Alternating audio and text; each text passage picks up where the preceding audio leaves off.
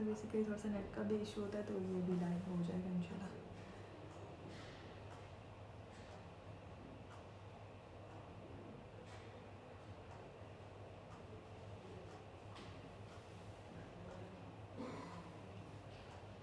Sir हमारे साथ साथ व्यूवर्स जो है ना वो ज्वाइन करें। अस्सलाम वालेकुम, कैसे हैं आप सब? कैसा गुजरा आप सब लोगों का रमज़ान शरीफ, और आप सब लोगों को जो है दूसरा अशरा बहुत बहुत मुबारक हो। हमें आप लोगों को मोस्टली लोगों को ये पता होगा, और ये जो है 25 अप्रैल को होता है world malaria day. Malaria basically आप सब लोग जानते हैं कि पाकिस्तान में बहुत ज़्यादा कॉमन है, और मलेरिया एक ऐसी बीमारी है जो अक्सर अनरिकॉग्नाइज्ड रह जाती है।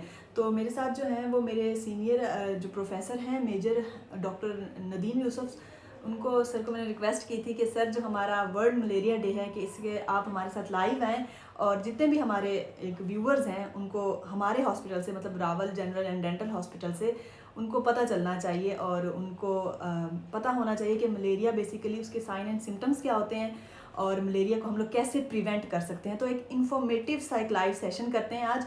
तो मैं सर से पूछती हूँ कि सर आप लोगों को कुछ ना कुछ गाइड करें। सर हम आपको पता है कि वर्ल्ड मलेरिया डे है, तो सर हमारे पास जितने भी व्यूवर्स हैं वो रावल हॉस्पिटल से लाइव सेशन में जो इन्फॉर्मेशन ले सकते हैं, तो सर काइंडली हमें गाइड करें इस बात पे। मलेरिया आप जैसे जानते हैं, हम तो बचपन से ही मलेरिया को देखते आए हैं और सुनते आए हैं कि मलेरिया बहुत कॉमन है। Yes sir. और पिछले कुछ सालों में ये देखा गया कि कुछ इसके डायग्नोसिस की वजह कुछ डिस्ट्रैक्शंस भी रही हैं। हालांकि malaria is not very difficult to diagnose, और लेकिन जैसे पिछले कुछ अरसे से डेंगू बड़ी कॉमन होगी। इवन पिछले 1.25 साल से अब कोविड इन्फेक्शन ने भी काफ़ी डिस्ट्रैक्ट कर दिया, और लोग जेन में पहले कोविड को लाते हैं या डेंगू को लाते हैं। Malaria has gone been relegated behind these two diseases, लेकिन still it is very common, and sometimes it goes unrecognized, or that can lead to फिर बहुत सी fatal consequences भी हो सकती हैं।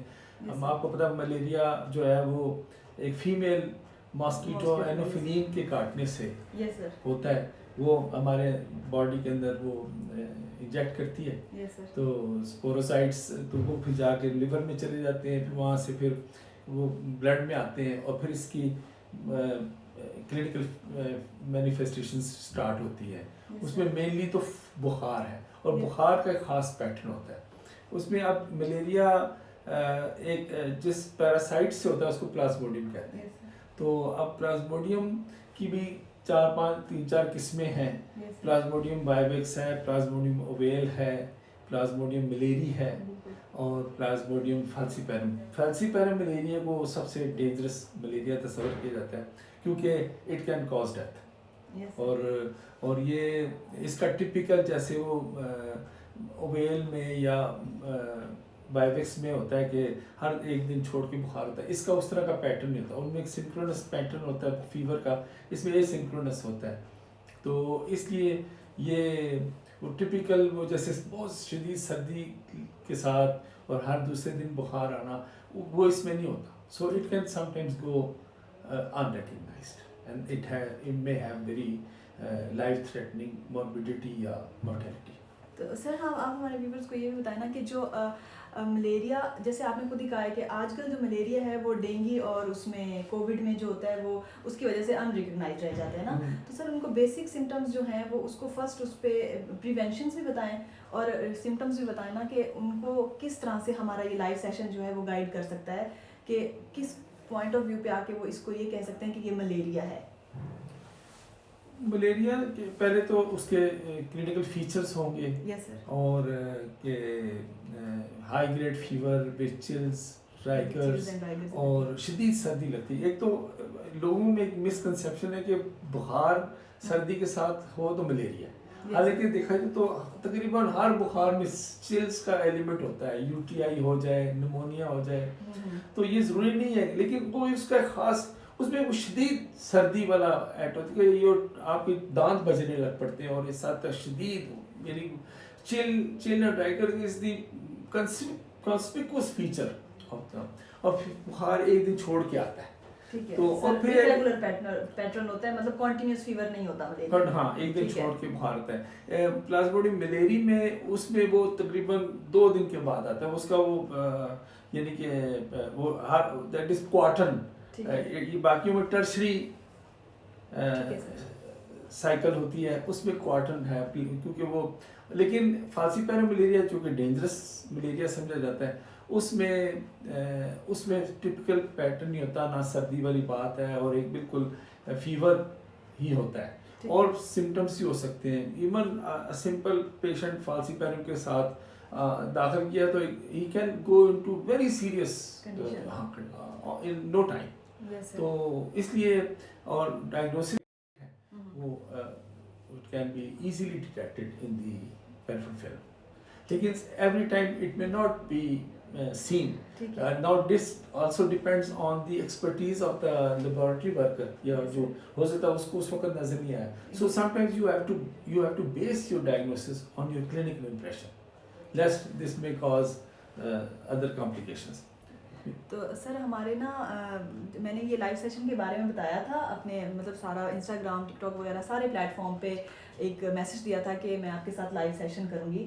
तो कुछ रैंडम क्वेश्चंस भी थे जो मलेरिया के टॉपिक से हट के थे कुछ उनके, तो उनमें से कुछ जो हैं वो मैंने आप लोगों के नोट कर लिए थे, तो मैं सर से पूछ लेती हूँ आप लोगों के सामने। तो उससे रिलेटेड जितना भी हम लोग आपको लाइव सेशन में गाइड कर सकते हैं वो हम लोग आपको कर देते हैं, क्योंकि बेसिकली होता ये है कि लाइव सेशन में ऑब्वियसली मेडिसिन नहीं प्रिस्क्राइब हो सकती ना, क्योंकि एक पेशेंट को देख के उसके टेस्ट, उसके सारे डायग्नोस्टिक जितने भी एक प्रोटोकॉल्स होते हैं वो फॉलो करके होता है। तो कुछ क्वेश्चन मैंने आप लोगों के नोट कर लिए थे, वो मैं सर से पूछ लेती हूँ आप लोगों के सामने। तो मैंने कुछ क्वेश्चन लिखे थे। सर सबसे पहला जो क्वेश्चन है वो बहुत इंटरेस्टिंग है, ये है शामवील तारिक। सर इन्होंने कल मेरे से क्वेश्चन किया है कि कोरोना वायरस है भी या नहीं है। कोरोना वायरस तो एक पेंडेमिक सूरत हाल इख्तियार कर गया। इसमें जो लोग मेंटल कैलिबर के लोग हैं जो जिनके ज़हनों में अजीब गरीब बातें बनाई, वो कभी इसको कोई साजिश के से ताबीर देता है, कभी कहता है, लेकिन it is a bitter reality, the most painful reality of our lives. हमने भी ये सारी दुनिया को लोगों इसने मास्क पहना दिया। बिल्कुल। और सर आजकल तो न्यूज़ में वैसे भी इंडिया की तो कंडीशन बहुत ज़्यादा बहुत ज़्यादा हो चुकी है। तो अब इस चीज़ को भी अगर लोग रिफ्यूट करते हैं तो आई थिंक मैं समझता हूँ कुछ उनको प्रॉब्लम है। Yes sir. People are dying without ventilators, without oxygen. और ये थर्ड वेव ऑफ जो कोरोना है ये तो it's all more presenting with unremitted fever. Patient आ कहते हैं जी 10 दिन से मेरा बुखार ही नहीं उतरा। Yes sir. और all treatment have gone have been ineffective. तो ये कि कोरोना एक विविड रियलिटी के तौर पर है और इसे हमें झुटलाना नहीं चाहिए। शामिल तारिक, आपको आई होप सो आपका आंसर मिल गया होगा। सर हमारा नेक्स्ट क्वेश्चन था फैसल मेमन है। सर उनका एक सवाल था कि उनके फादर है, उनकी एज 73 है। वो कहते हैं वो जब भी उनका इलेक्ट्रोलाइट्स कराते हैं ना तो उनका सोडियम लो आता है, तो उसमें स्पेसिफिक कोई रीज़न हो सकती है, एज फैक्टर हो सकता है या कोई भी ऐसा स्पेसिफिक रीज़न हो सकती है जो उनको आगे जाके कोई ऐसा किसी मेडिकेशन पर तो नहीं है सर, ये पॉसिबिलिटी है। हाँ, कई दफ़ा कुछ डाययूरेटिक्स होते हैं वो सोडियम लेवल को कम कर देते हैं। ठीक है। हो सकता है उनका अपना एक फूड फैट हो कि वो is not taking much of sodium, तो मे बी बाकी है कि ये चीज़ें फिर बाद में इन्वेस्टिगेट बंदा करता है कि क्यों कम आ रहा है कंटिन्यूसली। तो बेसिकली फैसल मेमन आपको भी जवाब मिल गया होगा कि दो रीज़न्स हैं। एक ये है कि आपके फादर का सोडियम का इंटेक खुद ही कम हो, और दूसरा ये है कि वो कोई ऐसी मेडिसिन तो नहीं ले रहे, किसी डाययूरेटिक्स वगैरह पे भी नहीं है, तो उसकी वजह से भी सोडियम या हमारा जो इलेक्ट्रोलाइट होता है वो इम्बैलेंस हो जाता है। सर एक और भी इंटरेस्टिंग सा क्वेश्चन है, वो है मोहम्मद इनाम खान का है। सर वो पूछ रहे हैं कि डर्मा से रिलेटेड है वैसे तो, वाइटनिंग जो इंजेक्शंस होते हैं सर वो लगवाने चाहिए या नहीं, ग्लूटाथायोन होता है बेसिकली, तो पूछ रहे हैं सर कि वो लगवाने चाहिए या नहीं। अब इसमें ये मैं तो समझता हूँ कि जो जिस तरह अल्लाह ने हमें बनाया ना, यस सर, बिल्कुल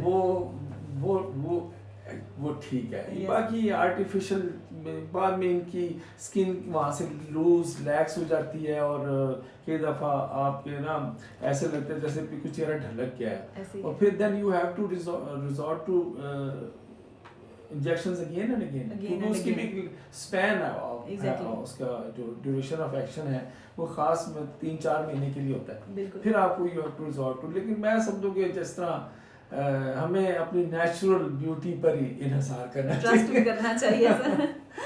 और सर हमारे पास हैं महबूब अहमद, उन्होंने मैसेज किया था। अस्सलाम वालेकुम जी। वालेकुम सलाम महबूब। वो पूछ रहे हैं कि is COVID vaccine is enough to protect us? कुछ चीज़ों का अब देखिए, कोरोना इन्फेक्शन या कोविड-19 इन्फेक्शन अब ये एक नई चीज़ है। इसमें अभी आगे जाके इसमें शुरू से मुख्तलिफ ट्रीटमेंट, इसको ट्रीट करने में मुख्तलिफ मोडेलिटीज़ इस्तेमाल होती रही। लेकिन कभी शुरू में वो हाइड्रोक्सीक्लोरोक्विन थी, उसके बारे में सोचा गया, फिर core medicine, different indigenous therapies लोग लेकर आ गए। तो अभी कुछ चीज़ों का जो जाके पता चलता है वक्त के साथ, बिल्कुल कि ये हाउ यानी इफेक्टिव द वैक्सीन इज। लेकिन मैं यही आई एडवाइज द व्यूअर्स कि वो अगर if they have the opportunity to get the vaccine, they must get it. हाँ, किसी फॉल्स बिलीफ में या फॉल्स एक सेल्फ यानी फैब्रिकेटेड किस्म का कोई वहम पाल के इस at least it does afford some degree of sir. और ये भी तो है ना कि फर्स्ट डोज लगने के बाद आपकी इम्यूनिटी ना डेवलप हो तो सेकंड डोज आप मस्ट लगवाएं। बिल्कुल वो as a booster dose. First dose मुझे लगी तो टोटली कोई मुझे महसूस भी नहीं हुआ, लेकिन सेकंड डोज के बाद थोड़ी सी फेब्राइल मुझे रही और मेरा बदन टूटता रहा और ऐसे लगा कि मैं जैसे मेरे में जान नहीं। लेकिन I was up and about. एक दिन के बाद मैंने पैराडोल ली, अल्हम्दुलिल्लाह मैं बिल्कुल ठीक हो गया। तो ये है कि ये ज़रूर बाद में कहीं ऐसी पछतावा सा ना रह जाए कि यार वैक्सीन ही लगवा लेते, तो लगवा लें। और ऐसे ये कि ये फलाने है तो ये कोई जहर दे के मारने वाली बात है, कोई साजिश है इंटरनेशनल, कोई very gory conspiracy has been hatched international level पे। ये इन बातों को ये बात बड़ी आई हुई है कि ये झटक दें इन बातों। और ये भी तो सर एक चीज़ आई हुई है कि आप लोग अक्सर ये सवाल भी थे और ये मैंने सुना भी बहुत है कि वैक्सीन कराने से कोविड हो रहा है। ये सर नहीं, वैक्सीन कराने से कोविड हो रहा है। अच्छा सर, एक और क्वेश्चन है हमारा। एक्चुअली मैं आप सब लोगों के कमेंट्स जो हैं वो इंशाल्लाह थोड़ी देर में रीड करती हूँ। मेरे पास ये कुछ क्वेश्चंस हैं जो मैंने इंस्टाग्राम और जीमेल से लिखे हुए ना, तो मैं एक दफ़ा पूछ लूँ।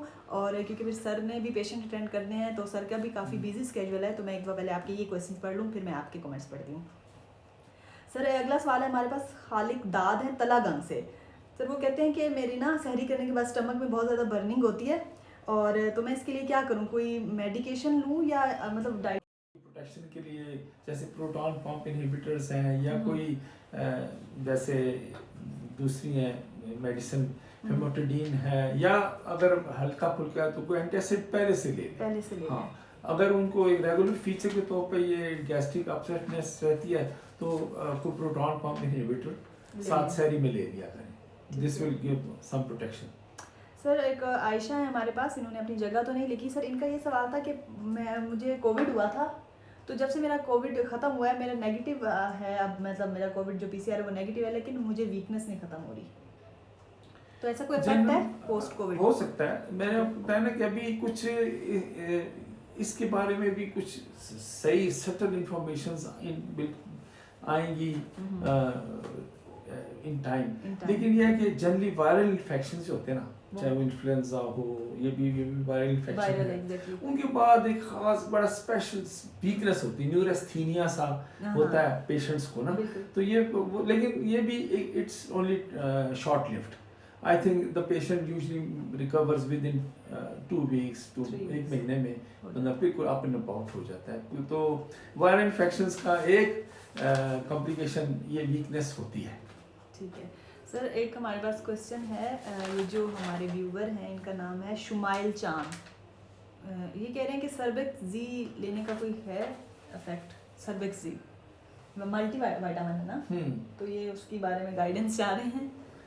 विटामिन्स का एक्चुअली जैसे मैं अक्सर सोचता हूँ कि लोग पूछते हैं कि भी इससे कितना, जैसे एक हमें कोई इन्फेक्शन हुआ, निमोनिया हुआ, एंटेरिक फीवर हुआ, तो आप एंटीबायोटिक लेते हैं, ठीक है ना। आप एंटीबायोटिक लिए 7 डेज के लिए 10 डेज आप ठीक हो जाते हैं। लेकिन मल्टीविटामिन्स चाहे कोई भी हो, ये उसमें उसको कोई गेज करने का कोई ऐसा नहीं है मीटर कि जी वाकई 10 दिन खाने से यानी कोई आपकी ताकत बड़ी बहाल हो जाएगी, आप वेरी एनर्जेटिक फील करेंगे। तो इसमें कभी कभार सब्जेक्टिव भी होता है, साइकोलॉजिकल भी एक प्लेसबो इफेक्ट हो रहा होता है, मैं मल्टीविटामिन ले रहा हूँ तो ये लेकिन of course vitamins do help और आप यू डू फील रिक्यूपरेटेड, एनर्जेटिक थोड़ा सा फील करता है आदमी। लेकिन एज सच कोई हार्ड एंड फास्ट मैयत नहीं है जिससे हम नाप तोल सके। तो सर हम इनके थोड़े से कमेंट्स पढ़ लेते हैं कि इनके कमेंट्स रिलेटेड जो क्वेश्चंस आए हुए हैं ना, तो एक कुछ कमेंट्स का भी जवाब दे देते हैं क्योंकि कुछ मिस हो जाते हैं। जी वालेकुम सलाम। डस्ट स्ट्रेस काज मलेरिया। सर एक क्वेश्चन आया हमारे पास, ये है मुदस्सिर मेहदी हैं और वो पूछ रहे हैं स्ट्रेस से मलेरिया होता है? नहीं तो मुदस्सिर मेहदी साहब नहीं होता। जी वालेकुम सलाम। का मलेरिया से कोई ताल्लुक नहीं। अच्छा, वो कह रहे हैं मेरी एक हमारे पास आया है क्वेश्चन आया है, ये क्वेश्चन है जोया खान का। ये कह रही है मेरी वालदा को मलेरिया रिपीट होता है बार बार, कई अच्छे डॉक्टर से ट्रीटमेंट कराया है फिर भी रिपीट होता है after every 6 month.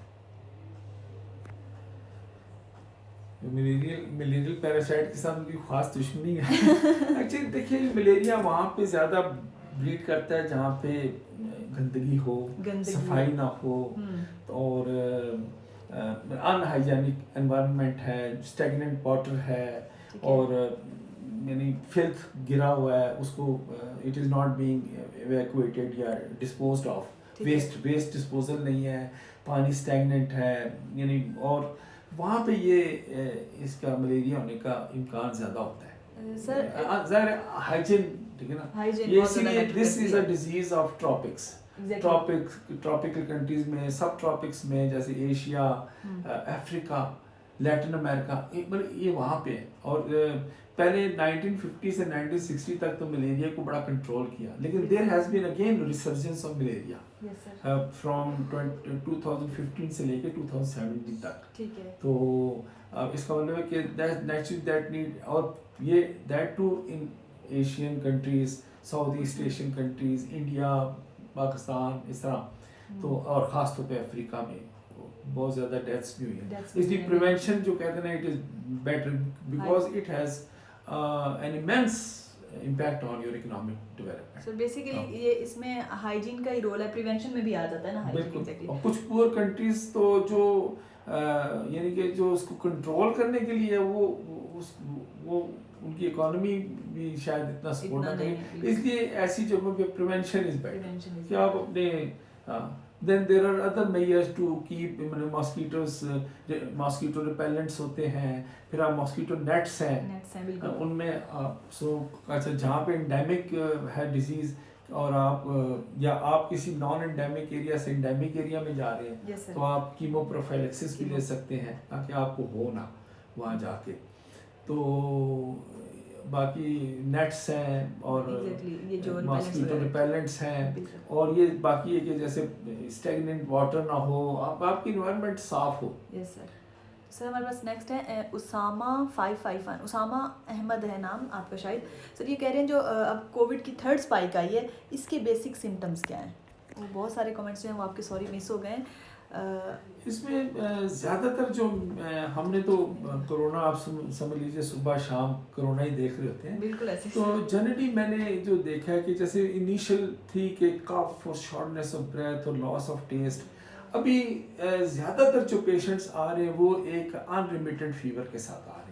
Loss of test भी कहते हैं, there are bowel disturbances also, diarrhoea और फीवर, और ये यानी कि और जैसे कि कमर में सर्दी लगती है और इस तरह की ना, और टेस्ट तो वैसे ही अपने ऊपर बना लेते हैं कि टेस्ट नहीं आ रहा और स्मेल भी नहीं, हम लोग उसको खुद ही ऐड कर लेते हैं। और लेकिन मैंने ये देखा है ये 3rd वेव में that patients are presenting with unremitted fever, bowel disturbances हैं और इस तरह खांसी भी है लेकिन इतना ज़्यादा प्रोनाउंस्ड नहीं है। शॉर्टनेस ऑफ ब्रेथ भी पहले के मुकाबले में, फर्स्ट जो हुआ है उसके मुकाबले में कम है, और अब ज़्यादा डायरिया वगैरह, डायरिया मतलब गैस्ट्रिक प्रॉब्लम्स के साथ जो कोविड का पेशेंट है वो ज़्यादा आ रहा है, continuous fever which has not settled even after 10 days of therapy।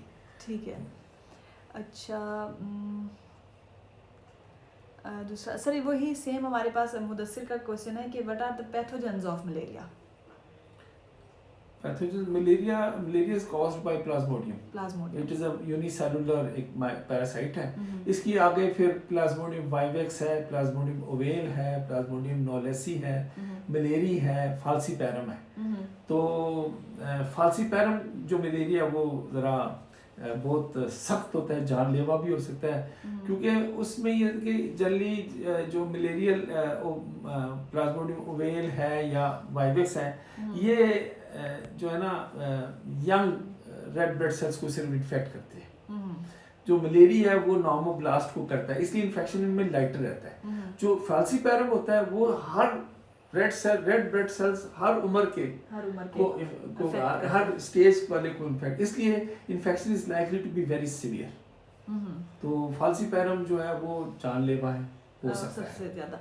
अच्छा, आप एक आयशा आई हैं, आयशा खान हमारे पास हैं 8780 जी। आपने क्वेश्चन किया कि कौन सा मलेरिया जो सबसे ज़्यादा डेंजरस है। वो अभी सर ने बताया कि मलेरिया जो फैल्सीपैरम है वो सबसे ज़्यादा डेंजरस है। बाकी सेकंड आपका क्वेश्चन का पोर्शन था वो ये था कि विच मेडिसिन इज़ बेस्ट। तो बेसिकली मेडिसिन जो होती है वो पेशेंट जब आता है उसकी लैब्स और जो डायग्नोस्टिक प्रोटोकॉल्स होते हैं उनकी बेस पे प्रिस्क्राइब होती है।